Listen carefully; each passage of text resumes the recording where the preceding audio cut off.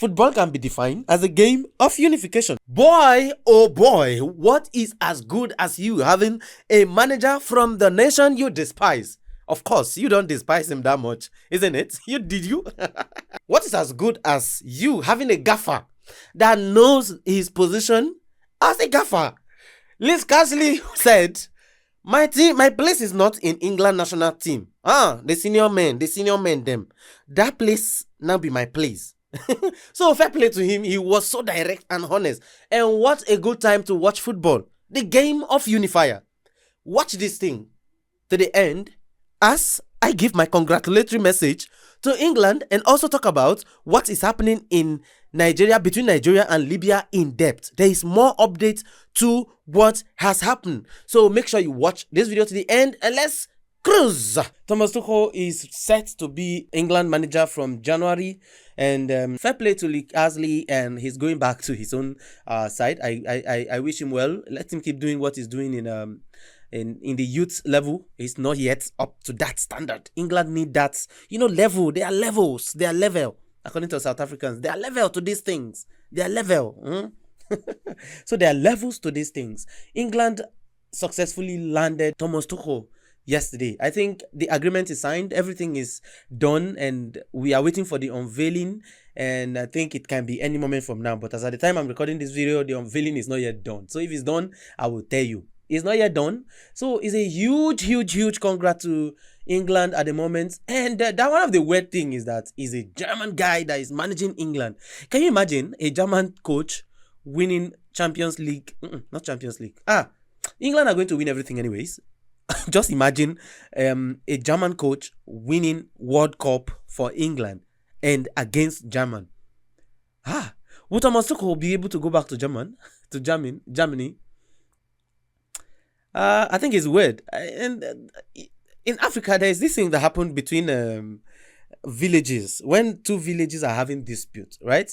And then the king of that village and the king of the other village happen to marry their children to each other.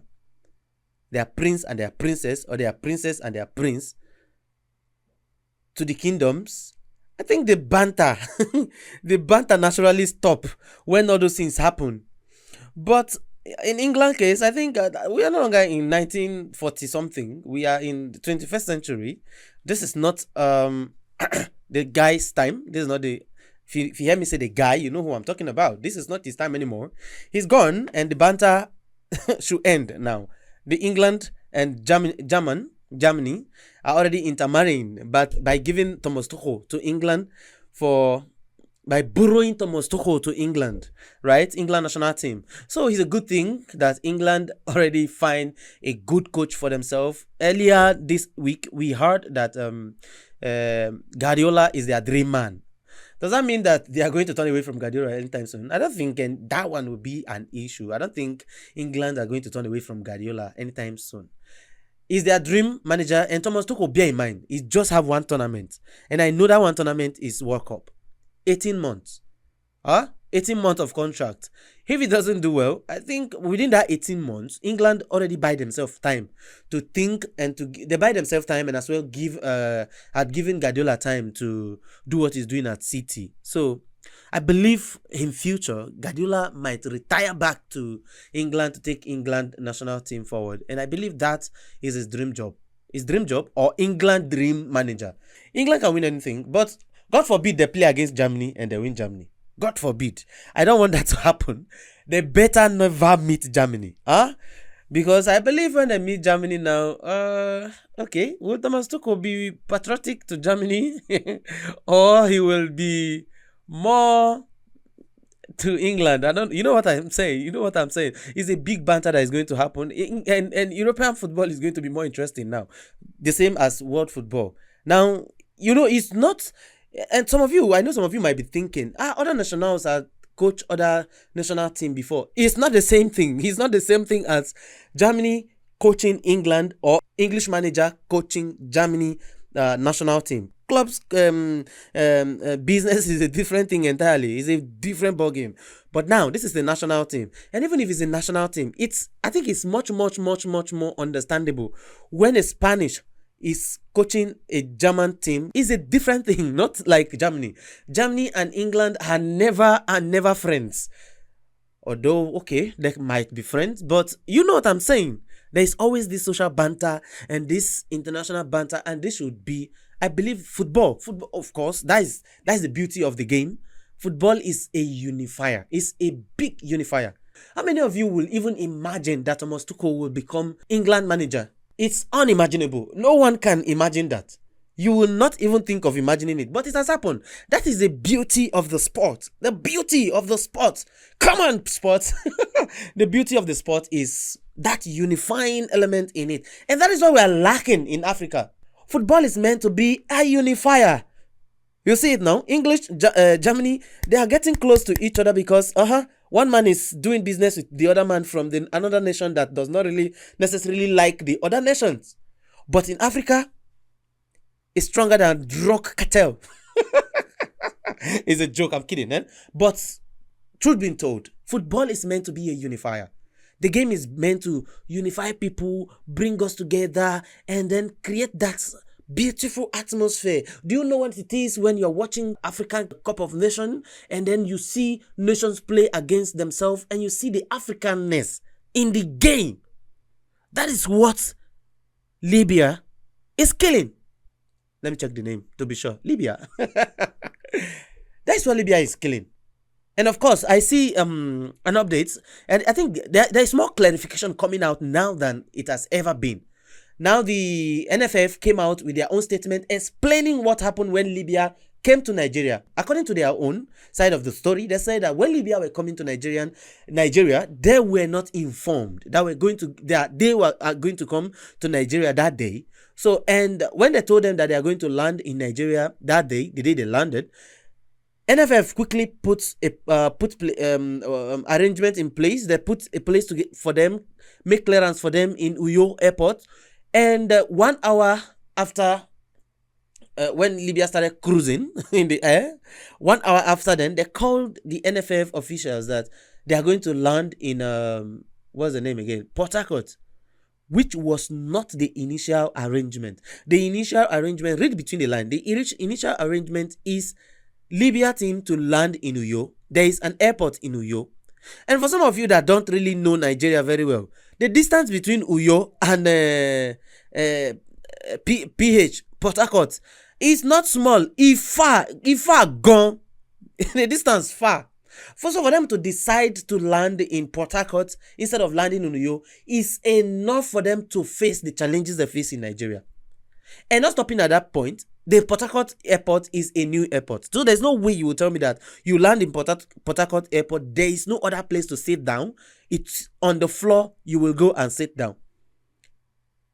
So the narrative they are trying to paint is that Nigeria did this to them first. So in a way, they are trying to do it back to Nigeria. But let's take it that, okay, Nigeria did it. Let's take Nigeria did what they did deliberately. Let's say that's what was happened. What happened to the body that controlled the sport in Africa? CAF. What happened to them? Why can't you just go easily? Report your case. Look at how we were treated in Nigeria. We are not comfortable. We don't like the treatment we were given in Nigeria. What stopped you from reporting to CAF? By now, we would have been rallying around you saying that, okay, if the treatment was given truly, we don't take that. We don't condone that in African football. Every other person would have been behind you, but no. You decide to take law into your own hands. You are not the regulative body. You are not the organizer of the entire sports. But you decided to do what you want to do by endangering people's life. Forget about the financial worth of those players. The values of those players. Do you know what it means to endanger another citizen's life when it comes to international duty that has to do with your country and that particular country? Do you know what that means? It can cause regional conflicts. It can cause conflicts. And thank God, kudos to Nigeria footballers' maturity that they did not escalate things. Nothing happened. They make sure they control the situation very well. And they landed back in Nigeria safely. Kudos to their team leader, Truth Ekong. That was superb. That was amazing. I was so amazed when I saw the leadership quality that guy was pulling. Football is meant to be a unifier. And now Africans are trying to like figure out what the problem truly is. We are waiting for CAF to come out with a decision. And of course, there's going to be sentiments to these things. Everybody wants to pay allegiance to their own country, right? So there's going to be sentiments. And of course, there's a statement flying around now that the president of LFF had resigned. Why is he resigning? He's saying that he's not part of what is happening. He's not a party to what Libya did to Nigeria. So that was why he resigned. If I am the one and I am not a party to the whole decision made, I will do the same. I will definitely resign. So Libya, please, the best thing to do at the moment is to come out with a public apology to Nigeria. Your country will not be reduced. Rather, your maturity will be praised. Come out with an apology. We deserve an apology from you. Let me not say we now, because I want to act as a neutral person. Because obviously, what happened to Libya in Nigeria was created by themselves. And I know they have this thing predetermined. They know they were going to do this to Nigeria when they come back to Nigeria. Hence, they wanted to like keep themselves in that situation, manage the situation themselves. They create the narrative, they paint the narrative, and then kudos to them. If they get the 3 points, it means their game plan really worked because they actually want to be given the 3 points. According to them, they say that they are going to take legal action against Nigerian team for not playing the game. What is that? Of course, let's look at this thing critically. Football is supposed to be a unifier. Use England and Germany as an example. Those two are biggest rival in the world. Aside from Israel and other places, England and Germany, their rivalry does not have much. When it comes to political rivalry, both of them have a huge interest that a German guy would not want to have anything to do with England as a nation. And the same with English. Hence, they'll compare it to Adolf Hitler when something like that. Blah, blah, blah. I'm not saying, but you know what I'm saying. Just like they compare Donald Trump to Adam Hitler, but I'm not talking about politics here. They say he have some statement and he's now they are I see the let me carve a word from here. I don't know if that word exists. I'm seeing the unification going on within them. And I like what is happening in football now. That is the definition of football, is a unifier, just as everything is happening. I hope YouTube algorithm will help this video to go far, because I know this video should not stuck at 100 views. If you view this video, help me share, subscribe, like this video, interact in the comment section. That way the algorithm will help us push this video to so many other people to see. Until I see you on the next video. And of course, you know, football is the game of unification. That, according to me, football can be defined as a game of unification. See you on the next video. Ciao.